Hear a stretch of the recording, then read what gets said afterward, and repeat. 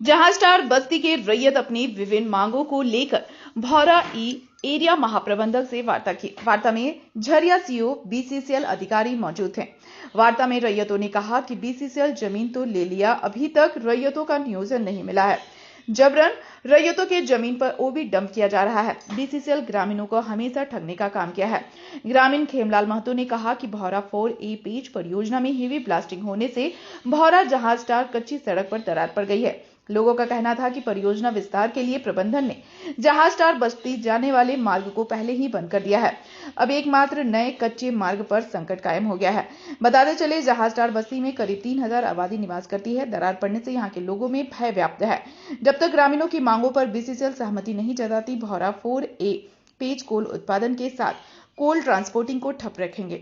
है कि BCCL company जो माइंस चला रही है वो नियम अनुसार नहीं चला रही है। उनका जो माइंस चलाने का रूल है आप देख सकते हैं, आप गए होंगे अगर जहाज स्टार जाने वाला जो रास्ता है, ब्लास्टिंग एकदम माइंस से सटा हुआ जो रोड है वहीं नीचे में ही ब्लास्टिंग कर रही है। ब्लास्टिंग कम से कम 150 मीटर डिस्टेंस होना चाहिए, लेकिन ये लोग एकदम बिल्कुल नज़दीक में ही कर रही है, जिसके कारण से रोड पूरी तरह से दरार पड़ गया है और उसका एज वाला जो हिस्सा है वो स्लाइड करके नीचे चला गया। और ये लोग बोल रही उसी रोड को हम थोड़ा सा डंप करके ये करके भर देंगे, लेकिन वो रोड ऐसा हो चुका है, आप भी जान रहे हैं कि रोड अगर फट जाता है उसमें पानी जाएगा, उसमें कितनों वो होता है एक तरह से कि आप आंख होते हुए अंदर रहिएगा, नीचे गोप रहेगा, नीचे पूरा एरिया दरार में रहेगा, ऊपर में पॉलिश कर दीजिएगा, वो कल दिन बारिश होगा, पानी गिरा फिर से वो धंसना स्टार्ट हो जाएगा। या इनका जैसे 400 हॉल 500 हॉल हेवी ब्लास्टिंग होगा, ऑटोमेटिक है कि वो धंस के फिर नीचे जाएगा। अब ब्लास्टिंग से दरार धीरे धीरे बढ़ते जाता है। आप देखे होंगे 12 नंबर का जितना भी घर था, उन घर में रहने के बावजूद रह रहा था आदमी लोग, उसी के नजदीक ये लोग ब्लास्टिंग कर रहे थे और घर का अंदर से आग निकल रहा था, फिर भी ये लोग रहने के लिए लोग मजबूर थे और ब्लास्टिंग कर करके लास्ट में 12 नंबर का एकदम बोले तो एकदम बहुत बुरा हाल हुआ था। ना किसी को वहाँ प्रबंधन से क्या आपको आश्वासन मिला? प्रबंधन के अधिकारी कभी ना थोड़ी ना बोलते हैं, क्या इनका एक ही चीज कहना रहता है, कर देंगे। कितने ग्रामीण जो है वहाँ से प्रभावित है? करीब 5,000-6,000। हाँ, और बाजार के भी बहुत लोग जाते ही हैं, छठ मेला वहाँ लगता है तब जाते हैं। हमारा 7 नंबर का कब्रिस्तान है, वहाँ 7 नंबर के काफी लोग जाते हैं।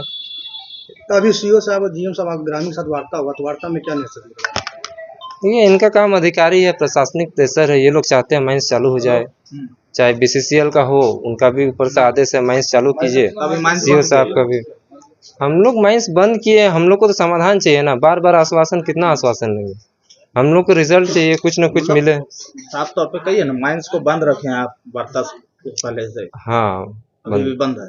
बंद है और बंद रहेगा अभी आगे, जब तक हम लोग का कुछ रिजल्ट नहीं आए। अभी तक कोई रिजल्ट नहीं निकला? रिजल्ट नहीं निकला। घंटों वार्ता चली, क्या हुआ वार्ता में आश्वासन? बीसीसीएल कंपनी और जो अंचल अधिकारी हैं, इन लोग का सारा चीज में कहना था कि हम कर देंगे, जो भी हम लोग रैयत ग्रामीण जो भी मांग रख रहे थे, ये लोग बोल रहे थे कर देंगे, लेकिन केवल मान लेने से काम नहीं ना होता है, काम करना पड़ता है हमको। कुछ नहीं मिला। हाँ, हम भी आपको बोल देंगे चलिए 10 रुपया पैसा देते हैं, लेकिन दिए ही नहीं, तो फिर तो वो तो दूसरा टाइप से हो जा रहा है ना। पूरा पर्चे दे दें। खेमलाल महतो। अभी सबको जोहार कहते हैं।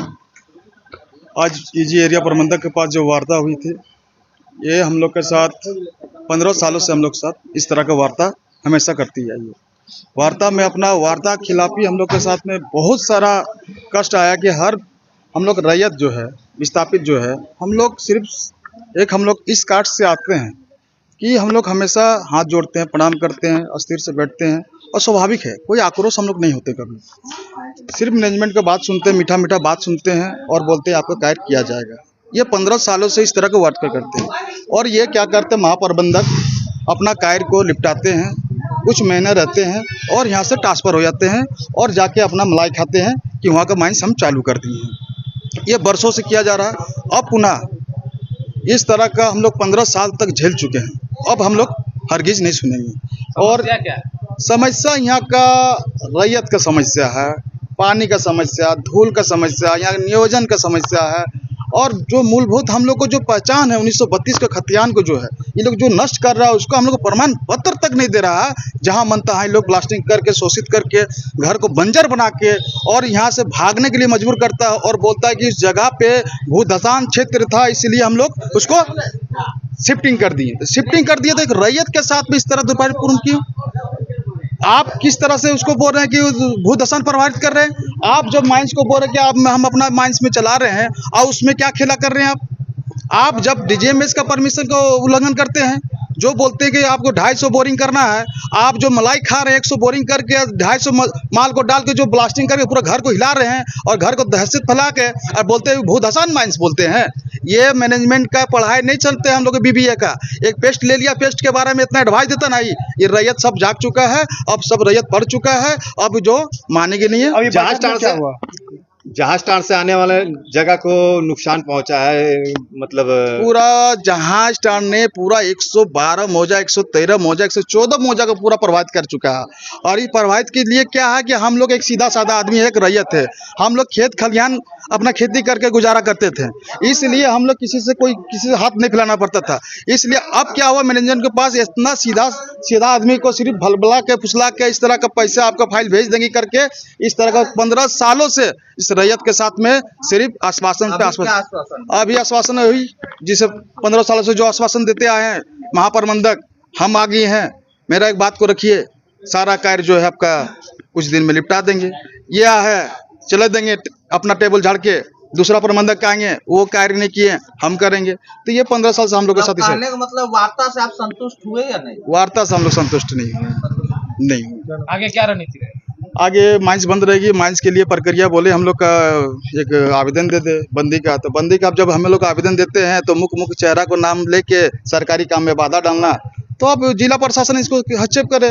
कहेगा हम लोग तो 15 साल से आवेदन देते आए हैं, इस तरह जबरन कार्य करा। सीओ को रिपोर्ट दिखाएं, डीसी का आदेश दिखा कि 22 एकड़ जमीन का पेमेंट तत्काल किया जाए 1 महीना में। ये लोग बोल रहे हम डीसी का बात नहीं सुनेंगे। जब झारखंड सरकार की बात ये नहीं सुनेगी तो क्या ये किनका बात सुनेगी? हमको तो कुछ समझ में नहीं आ रहा है। इतना मेरा नाम है कार्तिक महतो, मैं जेल कैंप का प्रखंड अध्यक्ष झरिया।